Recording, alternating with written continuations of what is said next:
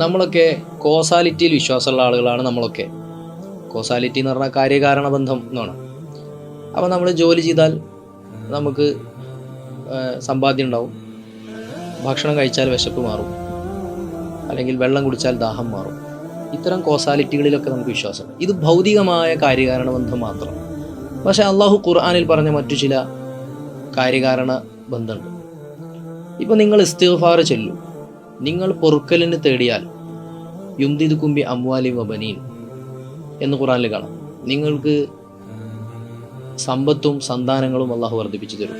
അതുപോലെ തന്നെ യുർസിലി സമാ അലൈക്കും മിദ്റാറ, ആകാശത്തിൽ നിന്നും മഴ കോരിച്ചൊരിയും.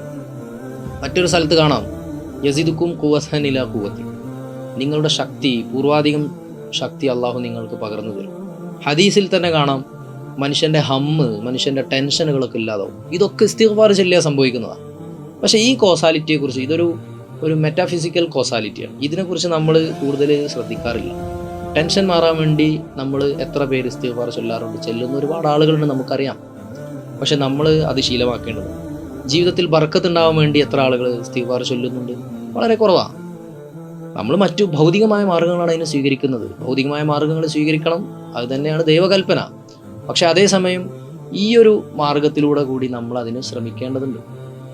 മറ്റൊരു സ്ഥലത്ത് കാണാമല്ലോ, ഹദീസിലുണ്ടല്ലോ, നിങ്ങൾക്ക് ഭക്ഷണത്തിലും മറ്റു സൗകര്യങ്ങളിലൊക്കെ നിങ്ങൾക്ക് വിശാലതയും ബർക്കത്തും ഐശ്വര്യവും ഉണ്ടാവാനും അതുപോലെ ആയുസ് വർദ്ധിക്കാനും നിങ്ങൾ ചെയ്യേണ്ട കാര്യം എന്താ? ആർക്കെങ്കിലും അങ്ങനെ ഈ രണ്ട് കാര്യങ്ങളും നേടാൻ ആർക്കെങ്കിലും ആഗ്രഹമുണ്ടെങ്കിൽ ഫൽ യസിൽ റഹിമഹു, അവർ കുടുംബബന്ധം പുലർത്തിക്കൊള്ളട്ടെ. അത് ഹദീസിലുള്ളതാണ്. പക്ഷെ നമ്മൾ ആ നിയ്യത്തോടെ ആരെങ്കിലും കുടുംബബന്ധം പുലർത്താറുണ്ടോ? നമ്മളൊരു ചുമതല എന്നുള്ള നിലക്കാണ് ചെയ്യാറുള്ളത്.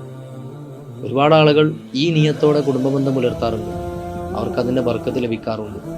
അപ്പം ഇത്തരം കാര്യകാരണ ബന്ധങ്ങളെക്കുറിച്ച് കൂടെ നമ്മുടെ പാരമ്പര്യങ്ങൾ നമുക്ക് വിശദീകരിച്ച് തരുന്നുണ്ട്.